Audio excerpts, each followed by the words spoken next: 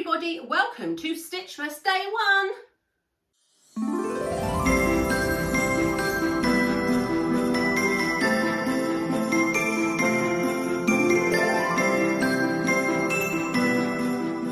In today's video, I've got a super duper quick little make for you.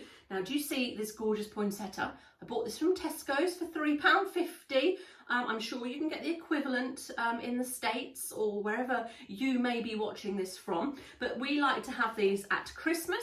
Now, don't forget, Stitchmas this year is all about handmade gifts, but they can be also used throughout the year. So yes, I'm using a plant that is geared towards Christmas, but it could be any plant. And today we're going to be making this gorgeous plant pot. Isn't it absolutely striking? I love it so much. I do talk in the video about if you want to upsize this for larger plants, but for this purpose, this is the Tesco one for £3.50 and it fits perfectly over the bottom. What a lovely gift to give. So without further ado, let's get into Stitchmas Day 1. So the first thing we're going to do is cut our fabric. So you need 3 pieces here. So we need an outer fabric. Now don't forget, if this is for any other time of the year than Christmas, you can go for any fabrics that you like. This just happens to be for Christmas, so I've got sparkly red fabric. You need a piece that is 10 inches by 16 inches. You also need a piece of the lining the same size, 10 inches by 16, and you need a piece of your wadding. I've got this gorgeous 80/20 wadding here. Again, this is 16 inches by 10 inches. The first thing we're going to do is adhere the wadding to our outer fabric, and I like to use my 505 spray for this. I really don't have much left, I need to get some more, but this is the Odif 505 spray. It's absolutely fab, really recommend it. So I'm going to spray my wadding, if I can. Oh, just enough, I think. Spray my wadding, and then I'm going to get my outer fabric and pop that over the top, so that is lined up beautifully. Okay, so that is on the outer fabric, and then we are going to bring you closer so you can see the stitching. Our next step is to stitch. So using our outer fabric, we're going to bring the 2 short ends together like so, and using a couple of clips we can clip that edge together. And we also want to clip the bottom edge. So if you've got directional fabric, you need to figure out what your bottom edge is. So a couple of clips along that edge. And we've just clipped the edges we're going to stitch. We're not going to stitch this top edge here. We're going to stitch this edge and this edge using about 1/4 inch seam allowance. You could go up to 1/2 inch. If you obviously want to make this for a different size pot, then you'd have to account for your seam allowances. And then the lining fabric, we're going to do the same. We're going to stitch along this edge, but we are going to leave a gap for turning on the side. So if I get my heat erasable pen, after I've clipped this on, I'm going to pop a little mark on here, about 3.5 inches down from the top. Pop a mark, leave about 3.5 to 4 inches, pop a mark, and that is going to be my turning gap. You might want to move this up a bit for the corners that we're going to do, so I'll just move it up by 1/2 inch, and that is now my turning gap. So we're going to stitch all the way along here, stop stitching, start stitching all the way to the bottom, and then all the way along this edge, and the same on the outer. Just before I start stitching, I want to talk to you about this outer panel. Now, feel free to quilt this before you join your sides together. You could also applique initials on. You could applique, let's say, holly on it if it was a plant that you're giving for Christmas. It could be anything that you could applique on the front of it. So have a think about that. Maybe you want to do some decorative stitches on it. Again, quilting, it's entirely up to you. Okay, so starting with this outer piece, I think I'm going to use about 1/2 inch seam allowance for this, just because my cutting hasn't been very good, and you can see it's not quite lined up. The wadding isn't quite the same size, so I'm just going to go for about 1/2 inch.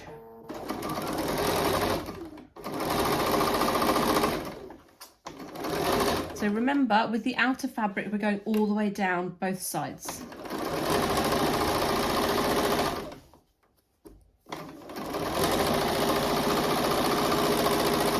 So I'm just going to come off there, and then I'm going to turn.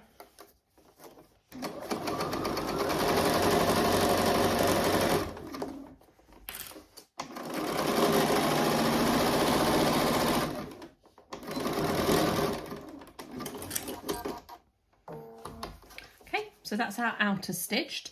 Now let's bring in the lining. Now don't forget to leave that gap for turning in the side. And you want to make sure your seam allowance is the same. So I'm going to do a back stitch. And I'll cut my threads and come down.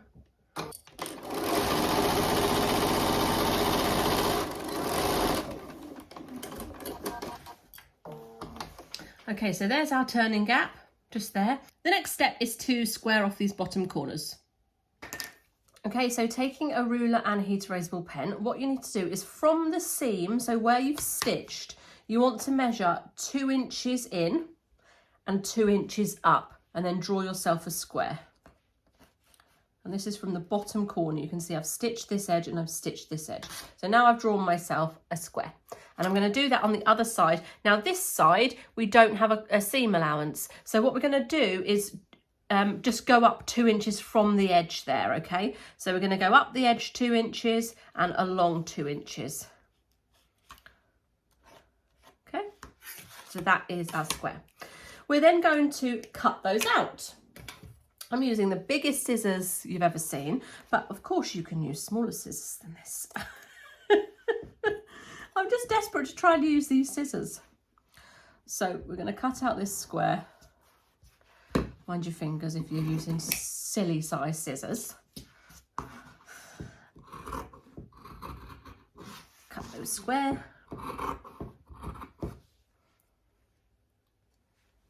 Snip that little bit off. There we go. So we've got 2 squares, and we're going to do exactly the same for our base. Now, please don't worry that this one looks bigger than this one.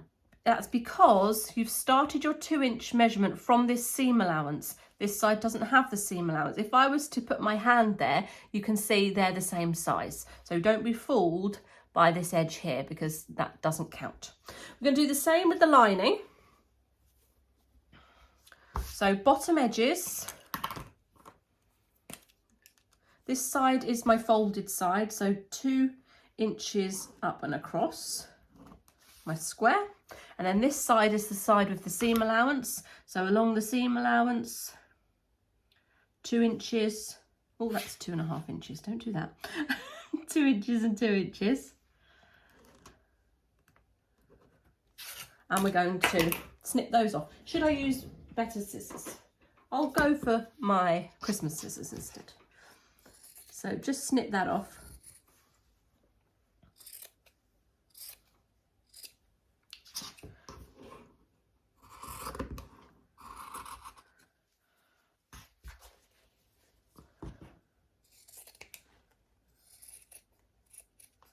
Okay. So now we've got our 2 pieces. What we need to do is open up one of the squares so that we've got the outer fabric. Do you see how we're just bringing it open?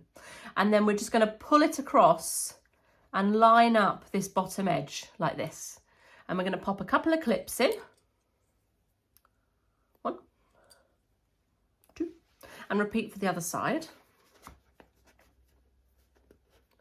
Now, if you need a wider based pot to contain your plant pot, you could either do a smaller square, so maybe 1 inch, but it will be quite narrow, the base, or you will do a wider piece. So you would perhaps, obviously this one is 16 inches wide, you might want to go for a 20-inch wide, 22, etc.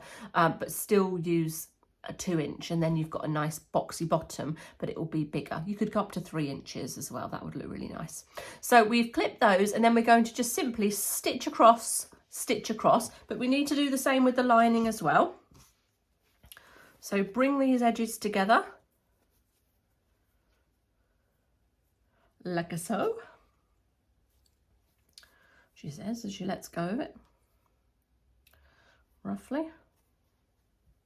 sometimes when you do a box bottom, you'll see that it doesn't quite line up. It will be a little bit two different sizes, and that's because you haven't measured from the start of the seam. You've measured from the edge of the fabric. So it's really important to measure from the seam. Okay, there we go. So let's go back to the machine and stitch these. Okay, let's start with the lining.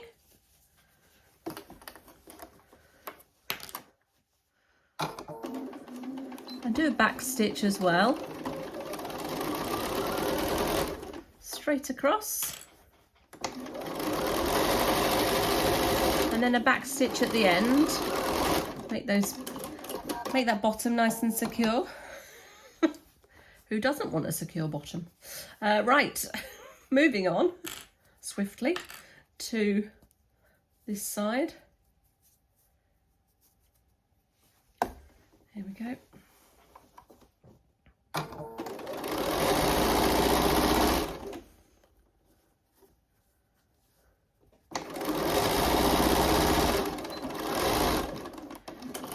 And then let's bring in the outer, and we're just going to stitch those as well. I should have done a back stitch there, but I didn't. So I'm just going to go back because it's really important you do a back stitch at these corners, because this is the outer and it's going to make a difference. It will make a difference if you don't put a back stitch there. You really want that to be secure. And then over to the other side.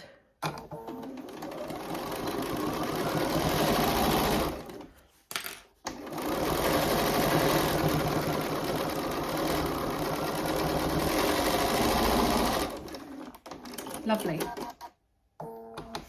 Okay, so what we can do is just turn this through so we can have a nice look. And pop out those bottom corners. Do you see how they pop out really nicely? And you've got a lovely, lovely edge. It's gorgeous actually with just the wadding. It looks very festive.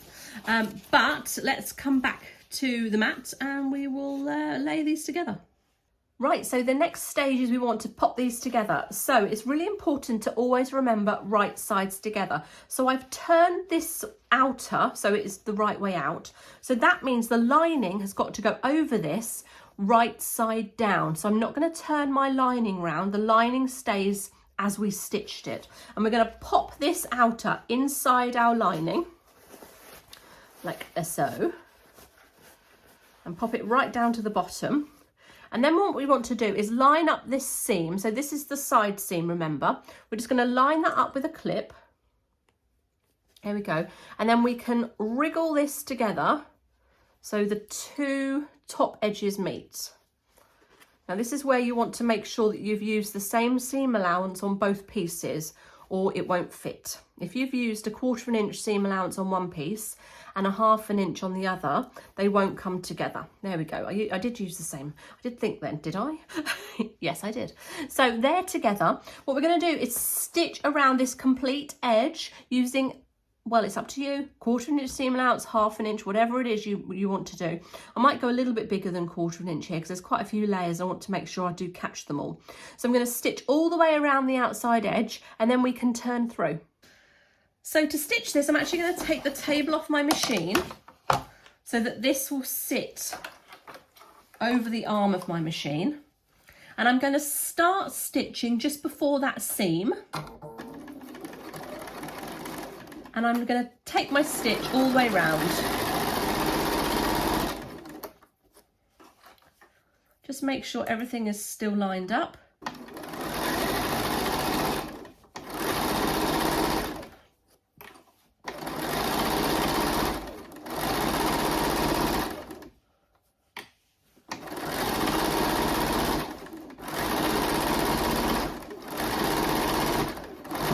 Overlap my stitches, little back stitch, and then I can cut my threads. And that's now all stitched, it's done. So let's go back to the overhead and you'll see. Okay, so your turning gap here is in your seam, remember, for your lining. We did a back stitch either side so that we can put a little bit of pressure on that seam. And we're just going to bring everything through that hole. There's several words people use to describe this process. I just say, whack it through the hole. Right. So now I'm going to pop my hand in there and really push out those corners. If you've got a pokey tool, you can get those in there as well. We're going to now push that lining in. I think doing the green with this was the right choice. Push that lining in, wiggle it round so the linings both come to the front, or to the top rather, like this. Now you can go ahead and hand stitch this gap closed, or you can machine stitch it closed, whatever it is you want to do. But I'm just getting it all together. Now you can top stitch this so that this stays beautifully together, or you can leave it, it's up to you. But you can also have it so that it folds over like this. So you've got an edge to your little bucket, which I really, really like. I think that looks really, really cute. And that is our pot completed. So let us bring in our plant and get this all done. I've got my poinsettia here from Tesco's. This was £3.50 from Tesco's, an absolute bargain for a gorgeous plant like this, and it's guaranteed for the festive season. So this is a fantastic gift to give. You could give this on the run up to Christmas, and it would be beautiful for people on Christmas Day. Of course, you could use any plants throughout the year. Absolutely wonderful. So let's take it out of the plastic. Now this plant is one that hasn't got a pot already on it. So you are not going to be able to water this inside this bucket pouch, because if you water it, it's just going to run through the holes in the bottom. So you can get yourself a little dish or something to pop underneath to catch that water, or you could pop a little cheap £1 ceramic plant pot over the top and then pop it inside. But for the purposes of this, I'm just going to pop it inside. So let's give that a wiggle. Watch all the soil fall out as I do it. There we go. Look at that. Oh my goodness me. That is so fantastic. Now, of course, you can have this edge going higher. So what I'm going to do is just lift it over and really wiggle that plant to the bottom of the bag.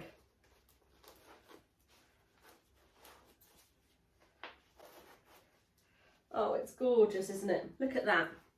You could create a fabric tag to go on this. Let's just get rid of some of this compost. So I've given it a good wiggle and it's now sitting perfectly in the bag. You can, of course, still fold over the edge. And I think that that looks so gorgeous. What a lovely, lovely gift to give somebody. Obviously it needs a bit of fiddling to make it look really nice, but there is the product of Stitchmas Day 1. I absolutely love it. I hope you will too. This is such a quick project to make. Give it a go, gift it to friends, to family. You're using fabric from your stash and you've spent £3.50 on a plant, and I just think that this gives it that little bit extra pizzazz and that lovely handmade touch, which I think is really important. So join me in 2 days' time for Stitchmas Day 2. We're doing the 12 days of Stitchmas, so it's every other day up until the 23rd of December, and I hope to see you every day. Thank you, bye!